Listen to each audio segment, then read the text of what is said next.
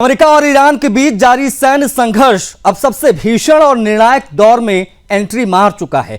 अमेरिकी सेना ने लगातार 10वीं रात ईरान पर कहर बरपाया है। बता आपको ये दे, उनके प्रमुख सैन्य ठिकाने, उनके तटीय निगरानी सेंटर्स और मिसाइल लॉन्च पैड्स पर अमेरिका बरसता नजर आया। सटीक हवाई हमले हुए हैं, भीषण तबाही मची है। अमेरिकी सेंट्रल कमांड सेंटकॉम द्वारा लगाए जा रहे इस आक्रामक अभियान के बाद ईरान का पूरा रणनीतिक सैन्य ढांचा चरमरा गया है। तेहरान का नेतृत्व अपने ठिकानों को तबाह होते देख रहा है। वो लाचार हो गए हैं, अपनाने को मजबूर वो नजर आ रहे हैं इस लाचारी को। सोमवार और मंगलवार के दरमियानी रात अमेरिकी वायुसेना और नौसेना ने संयुक्त रूप से ईरान के दक्षिणी और पश्चिमी इलाकों को टारगेट किया। अमेरिकी सेंट्रल कमांड के अनुसार राष्ट्रपति डोनाल्ड ट्रंप के स्पष्ट निर्देश मिल गए हैं कि कार्रवाई रुकनी नहीं चाहिए। इसका मुख्य उद्देश्य स्ट्रेट ऑफ हॉर्मुज है, परमाणु ठिकाने हैं, अंतर्राष्ट्रीय व्यापारिक जहाजों को निशाना बनाना है, ईरानी सैन्य क्षमताओं को जड़ से समाप्त करना है। ईरान के सरकारी मीडिया ने पुष्टि की है कि स्टेट ऑफ हॉर्मुज प्रांत के बेमानी क्षेत्र, ओमान की खाड़ी के पास स्थित बंदरगाहों और केशम द्वीप पर देर रात एक के बाद एक कई शक्तिशाली विस्फोटों से धरती कांप उठी। ओमान की खाड़ी से सटे इन रणनीतिक तटीय शहरों में स्थित ईरानी सैन्य प्रतिष्ठानों पर हवाई हमलों से भारी नुकसान की सूचना है। दक्षिणी पश्चिमी बंदरगाह शहर बुशहर के पास दुश्मन के विमानों का मुकाबला करने के लिए एयर डिफेंस सिस्टम सक्रिय किए गए। तेहरान से 520 किलोमीटर दूर उत्तर पश्चिम में स्थित तबरीज के पास में इस्लामिक रेवोल्यूशनरी गार्ड कॉर्प्स यानी IRGC की जो अंडरग्राउंड मिसाइल बेस है, अमेरिकी हमलों ने वहां पर भी क्षति पहुंचा दी। लगातार 10 दिन से हो रही ये दूसरे राउंड की बमबारी इसने ईरान को कहां से कहां पहुंचा दिया है। ईरान ने दावा जरूर किया है कि उसकी जमीनी सेना कुवैत में स्थित अमेरिकी सैन्य अड्डे पर हमला कर रही है, अरिफजान पर मिसाइल हमले हो रहे हैं, लेकिन स्थिति अंदर की ईरान जान रहा है। इसके अलावा जॉर्डन, बहरीन और कुवैत की दिशा में भी ईरान लगातार मिसाइल दाग रहा है, क्योंकि यहां पर अमेरिकी बेस हैं और इसीलिए लगातार वहां पर अटैक कर रहा है। और एक इंफॉर्मेशन वॉर भी ईरान की तरफ से लगातार दिखाई दे रही है। ईरान के राष्ट्रपति को ही ले लीजिए, मसूद पेशकियान, इन्होंने टकराव को पूर्ण युद्ध बताया है। उन्होंने कहा यह पूर्ण युद्ध चल रहा है, ये कोई भी संभावित नहीं है मामला, ये युद्ध शुरू हो चुका है। लेकिन धरातल पर अमेरिकी हमलों की तीव्रता के आगे ईरानी सुरक्षा तंत्र बेबस नजर आ रहा है।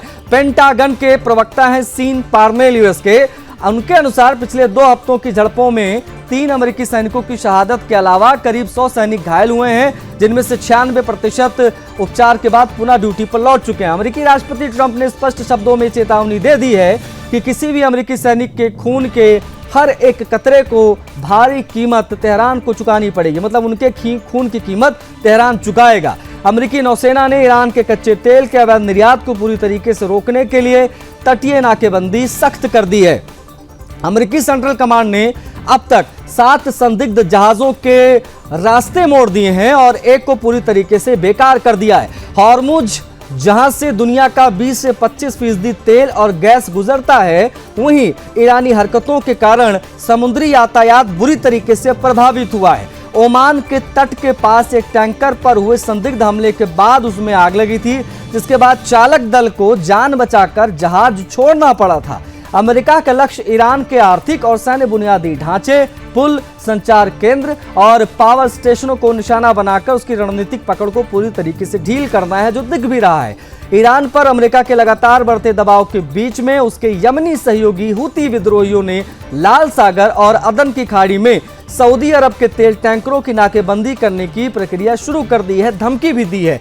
देखिए, इस बढ़ते भू राजनीतिक तनाव के कारण अंतर्राष्ट्रीय ऊर्जा बाजार में अस्थिरता देखी जा रही है, जहां ब्रेंट क्रूड ऑयल $88 प्रति बैरल के पार पहुंच गया है। राजनीतिक और सैन्य विश्लेषकों का मानना है कि यदि तेहरान ने समय रहते अपनी आक्रामक नीतियों पर रोक नहीं लगाई, बातचीत की मेज पर वापस नहीं लौटे, तो अमेरिकी सेना का यह निरंतर आक्रमण ईरान को नक्शे से मिटा देगा। एक तरफ जहां अमेरिकी वायुसेना ईरान के सुरक्षा ढांचों को छिन्न भिन्न कर रही है, तो वहीं ईरान अपने आक्रामक बयानबाजी और मिसाइल हमलों से यूएस को और ज्यादा भड़का रहा है। और ट्रंप लगातार इसी की वजह से बौखलाए घूम रहे हैं। उन्होंने सीधे तौर पर कह दिया है कि ईरान के खात्मे तक ये जंग रुकनी नहीं चाहिए। ये सिचुएशन खुद ईरान ने बनाई है, क्योंकि लगातार उधर से गीदड़ भपकियां देना बंद नहीं कर रहा है। ईरान पर अमेरिकी सेना कहर बनकर टूट रही है।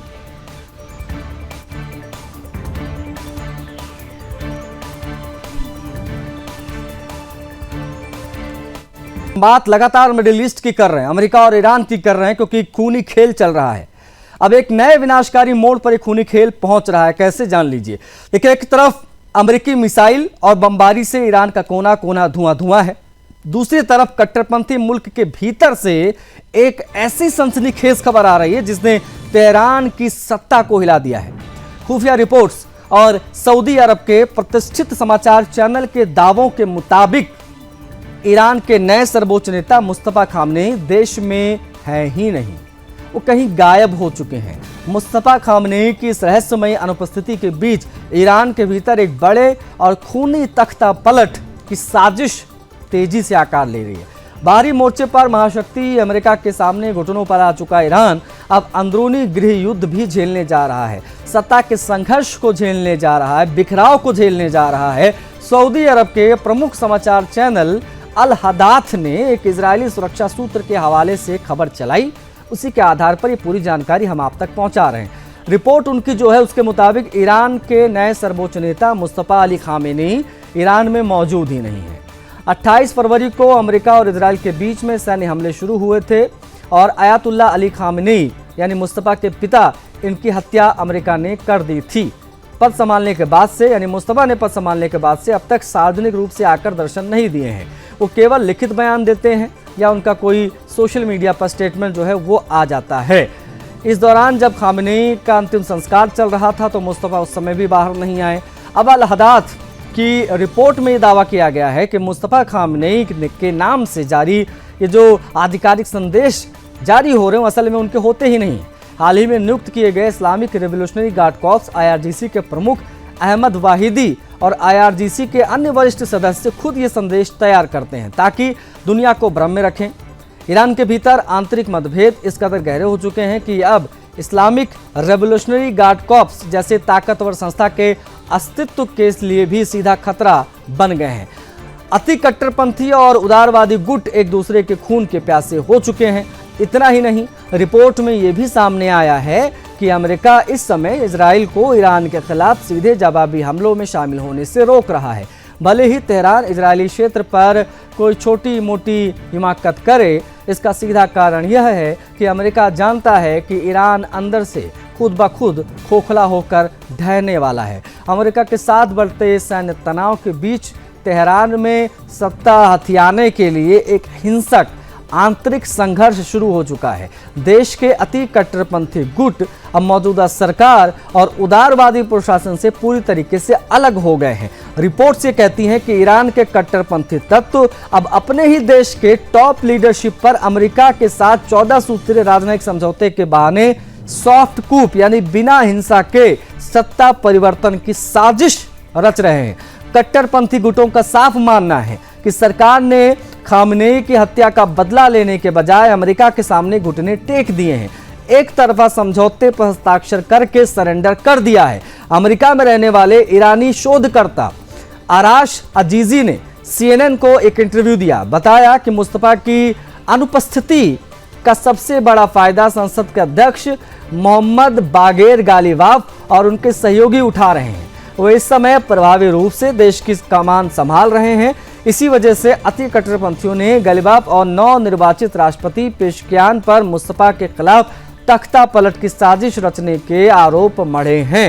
ये विवाद अब केवल खुफिया कमरों तक सीमित नहीं है बल्कि सार्वजनिक हो चुका है। ईरान के एक धुर कट्टरपंथी सांसद नबावियन ने खामनेई के अंतिम संस्कार से ठीक पहले सोशल मीडिया पर एक पोस्ट लिखा था और जनता को चौंका दिया था। ईरान की जनता को खुली चेतावनी, क्या देश में कोई बड़ा तख्ता पलट होने वाला है? शहीद इमाम खामनेई के विदाई के इन क्षणों में उनके रक्त का बदला लेने का झंडा बुलंद करते हैं और इस आंतरिक तख्ता पलट के खिलाफ मजबूती से खड़े हैं। इस पूरी स्थिति से स्पष्ट है कि ईरान इस समय इतिहास के अपने सबसे कमजोर दौर से गुजर रहा है। एक तरफ बाहर से अमेरिका उस पर लगातार बम बरसा रहा है, उसके सैन्य ठिकानों को नष्ट कर रहा है, तो दूसरी तरफ देश का मुखिया मुस्तफा गायब है। ये तमाम बातें बाकायदा पोस्ट करते हुए लिखी गई थी खामनेई के अंतिम संस्कार से पहले। तेहरान में तख्ता पलट की जो बड़ी साजिश रची जा रही है, कट्टरपंथी और उदारवादी गुटों में जो जंग की स्थिति बन रही है, इसीलिए कह रहे हैं कि ईरान एक नहीं बल्कि दो मोर्चों पर अब युद्ध लड़ेगा। एक तो अमेरिका और इजराइल लगातार अटैक कर रहे हैं, दूसरी तरफ अंदर जो गृह युद्ध जैसे हालात बन रहे हैं मुस्तफा खामनेई के बाहर ना आने की वजह से, वो सिचुएशन को और ज्यादा बिगाड़ रहा है यहां पर।